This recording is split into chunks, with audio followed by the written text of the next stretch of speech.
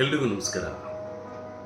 ಸ್ನೇಹಿತರೆ, ಈ ಮಾತು ಅಂತಕ್ಕಂಥದ್ದು ಮನುಷ್ಯನ ಬದುಕಿನಲ್ಲಿ ಬಹಳ ಮುಖ್ಯವಾಗಿರ್ತಕ್ಕಂಥ ಒಂದು ಆಯಾಮ.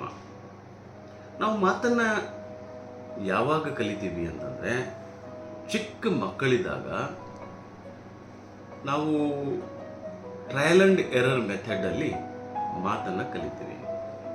ಆದರೆ ಈ ಮಾತಿನ ಮಹತ್ವವನ್ನು ನಾವ್ಯಾರೂ ಇವತ್ತಿಗೂ ಕೂಡ ಅರ್ಥಕೊಂಡಿಲ್ಲ. ಕೆಲವರು ವಚ ವಚ ವಚ ವಚ ವಚ ವಚ ವಚ ಮಾತಾಡ್ತಾನೇ ಇರ್ತಾರೆ.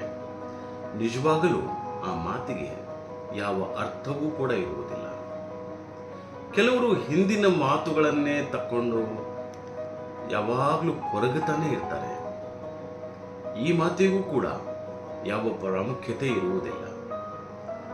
ಹಾಗಾದರೆ ಈ ಮಾತು ಅಂದರೆ ಏನು? ಮನುಷ್ಯನಿಗೆ ಪ್ರಕೃತಿ ಕೊಟ್ಟಿರ್ತಕ್ಕಂಥ ಬಹಳ ದೊಡ್ಡ ವರದಾನ ಅಂದರೆ ಮಾತು. ಮಗು ಅಂಬೆಗಾಲಿಡ್ತಾ ತನ್ನ ತಾಯಿಯ ಮಡಿಲಲ್ಲಿ ಬಹಳ ಕುತೂಹಲದಿಂದ ಮಾತುಗಳನ್ನು ಕೇಳಿಸ್ಕೊಳ್ತಾ ಇರುತ್ತೆ. ಮಾತುಗಳನ್ನು ಆಡೋದಕ್ಕೆ ಪ್ರಯತ್ನ ಪಡ್ತಾ ಇರುತ್ತೆ. ಅಮ್ಮ ಅನ್ನೋದ್ರಿಂದ, ಅಪ್ಪ ಅನ್ನೋದ್ರಿಂದ, ಅಜ್ಜ ಅನ್ನೋದ್ರಿಂದ, ಅದಿಂದ ಮಾತುಗಳು ಆರಂಭವಾಗ್ತವೆ. ಹಾಗಾದರೆ ಈ ಮಾತು ಮುಂದೆ ಹೋಗಿ ಏನಾಗುತ್ತೆ ನೋಡಿ, ಎಂಥ ಅದ್ಭುತವಾದ ಒಂದು ಪರಿಕಲ್ಪನೆ ಈ ಮಾತು ಅಂತಕ್ಕಂಥದ್ದು. ಮಾತೆ ಮುತ್ತು, ಮಾತೆ ಮೃತ್ಯು ಅಂತಕ್ಕಂಥದ್ದು. ನಾವು ಮಾತನಾಡುವಾಗ ಬಹಳ ಎಚ್ಚರಿಕೆಯಿಂದ ಮಾತನಾಡಬೇಕು. ಮಾತು ಯಾವಾಗ ಮುತ್ತಾಗುತ್ತೆ ಅಂತಂದರೆ, ಕೇಳುಗನ ಮನಸ್ಸಿಗೆ ಅದು ಸ್ಪರ್ಶಗೊಂಡಾಗ, ಕೇಳುಗನ ಮನಸ್ಸಿಗೆ ಆಹ್ಲಾದ ಕೊಟ್ಟಾಗ.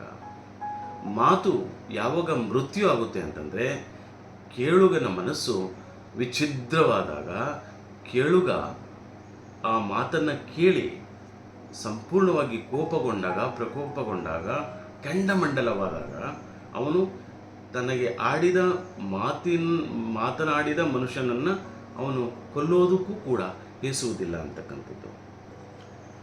ಕೆಲವರು ಮಾತಾನರ್ಥ ಹೇಳ್ತಾ ಇರ್ತಾರೆ, ನಾನೊಮ್ಮೆ ಮಾತು ಕೊಟ್ಟರೆ ಮುಗೀತು ಅಂತ.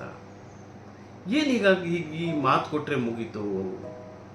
ಮಾತು ಕೊಡೋದು ಬಹಳ ಸುಲಭ, ಉಳಿಸ್ಕೊಳ್ಳೋದು ಬಹಳನೇ ಕಷ್ಟ. ಮಾತು ಮನಸ್ಸಿಗೆ ಆಹ್ಲಾದ ಕೊಡುತ್ತದೆ.